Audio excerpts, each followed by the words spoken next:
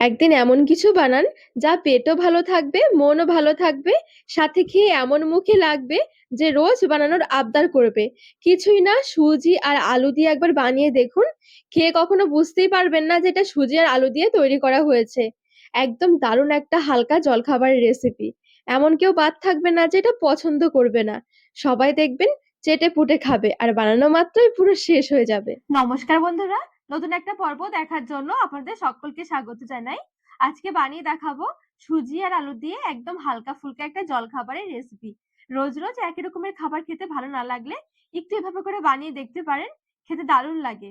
চলুন, আশা করছি আজকের রেসিপি অনেক ভালো লাগবে। সবার প্রথমে আমি এখানে একটা বাটি নিয়েছি, 1 কাপ নিয়েছি সুজি। এখানে 200 গ্রাম সুজি রয়েছে। আর নিয়েছি হাফ কাপ টক দই। এখানে 100 গ্রাম টক দই রয়েছে। টক দইয়ের কাপ ধুয়ে আমি হাফ কাপ নিয়ে নিচ্ছি জল, নর্মাল জল এটা। লবণ নিয়েছি সামান্য একটু, 2 চামচ সাদা তেল,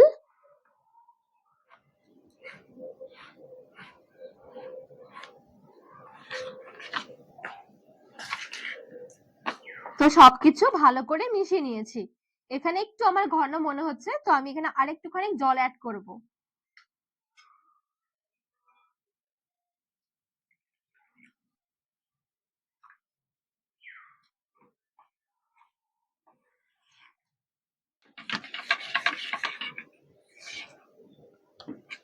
তো সুন্দরভাবে বাকি জলটুকু দিয়ে আমি ভালো করে মিশিয়ে নিয়েছি। একটু ঢাকা দিয়ে রাখতে হবে, যেহেতু আমি সুজিটা এখানে গুঁড়ো করিনি, গোটা গোটা সুজি নিয়েছি। একটু রেস্টে রাখতে হবে, এতে করে সুন্দরভাবে সুজিটা ফুলে যাবে। আবার এখানে অনেকটা সময় ধরে ঢাকা দিয়ে রাখতে হবে না, মোটামুটি 5 মিনিটের জন্য একটু সাইডে সরিয়ে রাখলেই হবে। দুটো মিডিয়াম সাইজের আলু আমি একটু সেদ্ধ করে নিয়েছিলাম। আলুর এবারে আমি খোসা ছাড়িয়ে নিচ্ছি।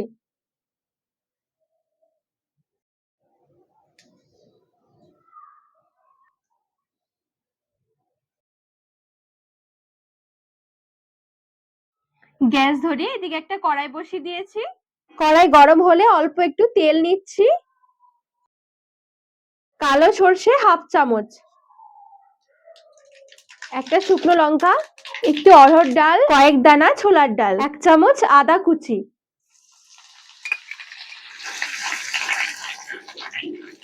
একটু সুন্দরভাবে ভেজে নিয়েছি। একটু কারি পাতা দিয়ে দিলাম, সামান্য হলুদ গুঁড়ো, 1 চুটকি লঙ্কার গুঁড়ো দিয়ে দিলাম। আলু ম্যাশ করে দিয়ে দিচ্ছি এবারে।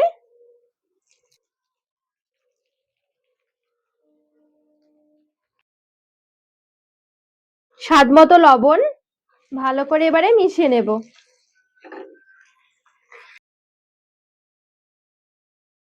গ্যাসের আঁচটা বাড়িয়ে এবারে আলুটা নেড়ে ছেড়ে একটু ভাজা ভাজা করে নেব।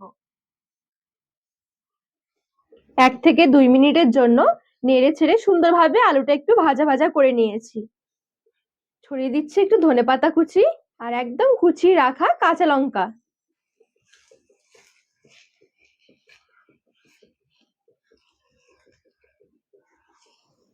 সুন্দরভাবে হালকা পাতলা একটা আলুর মশলা তৈরি হয়ে গেছে। এবারে গ্যাসের আঁচ থেকে কড়াইটা নামিয়ে একটু সাইডে সরিয়ে রাখছি। আর এদিকে যে আমি সুজিটা মেখে রেখেছিলাম, মোটামুটি 5 মিনিটের মতন হয়ে গেছে। আর সুজি কিন্তু দেখুন আগের তুলনায় একটু ফুলে গেছে, আর আগের তুলনায় কিন্তু একটু ঘনও হয়ে গেছে। সামান্য একটু বেকিং সোডা নিচ্ছি, সামান্য একটু বেকিং পাউডার। এবারে ভালো করে মিশিয়ে নেব।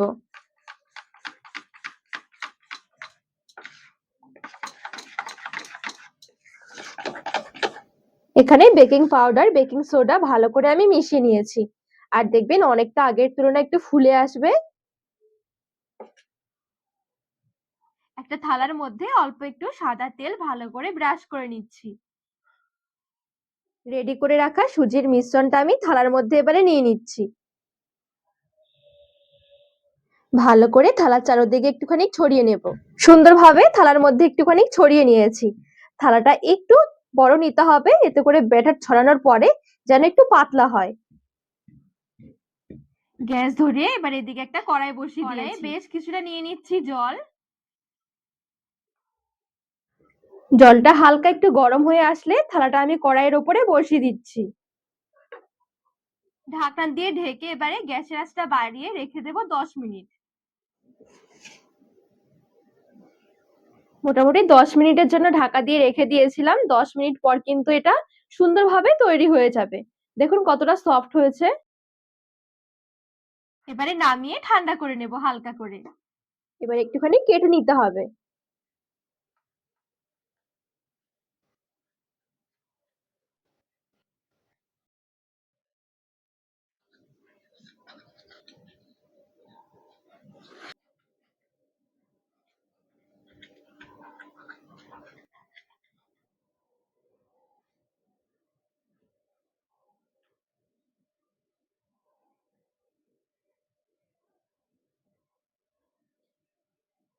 এই দেখুন সুন্দরভাবে কিন্তু থালা থেকে উঠেও এসেছে।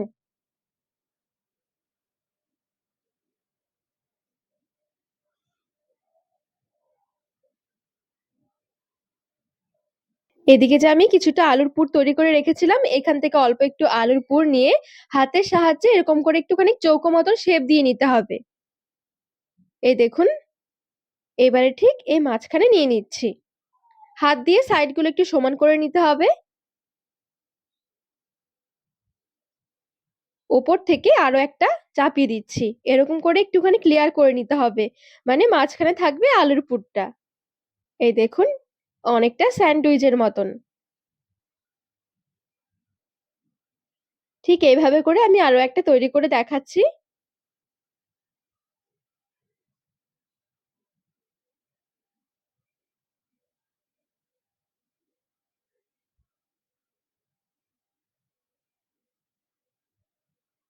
তো মোটামুটি এখানে সুন্দরভাবে সবগুলো আমি তৈরি করে নিয়েছি। এই দেখুন। এবারে এদিকে একটা ফ্রাইং প্যান বসিয়ে দিয়েছি। ফ্রাইং প্যানে আমি অল্প একটু নিয়ে নিচ্ছি ঘি। যদি বাটার থাকে একটু বাটার দিয়েও কিন্তু সেঁকে নিতে পারেন। এবারে ঠিক এরকম করে গ্যাসের আঁচটা মিডিয়াম আঁচে রেখে একটুখানি সেঁকে নিতে হবে। এতে করে খেতে আরো বেশি ভালো লাগবে।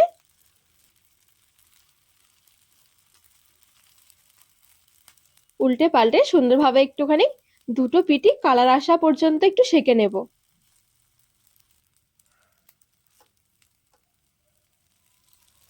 আর কালারগুলো দেখুন কতটা সুন্দর আসছে। এতে করে খাওয়ার সময় খুব সুন্দর একটা মুচমুচে হবে। ভেতরে থাকবে একদম সফট পুর ভরা, আবার ওপরে মুচমুচে। দেখুন সুন্দরভাবে কিন্তু আমি একটুখানি এগুলো সেঁকে নিয়েছি, এবারে তুলে নিচ্ছি। রেডি হয়ে গেল দারুণ একটা জলখাবারের রেসিপি। সকালের জলখাবার বা রাতের হালকা খাবারের জন্য এভাবে রাখতে পারেন, খেতে দারুণ হয়। একদম হালকা ফুলকা, পেটও ভালো থাকবে। তার সাথে খেতে এত ভালো লাগবে, দেখবেন মনই ভরবে না খেতে খেতে। এর সাথে খাওয়ার জন্য কিছুই লাগবে না, চাইলে সাথে একটু সস রাখতে পারেন বা যে কোনো নারকেল চাটনি বা বাদাম চাটনি বানিয়েও কিন্তু খেতে পারেন। দারুণ লাগে খেতে, একদম নরম তুলতুলে হয়। এমন কেউ বাদ থাকবে না দেখবেন এগুলো পছন্দ করবে না। ছোট থেকে বড় সবারই ভীষণ পছন্দ হবে।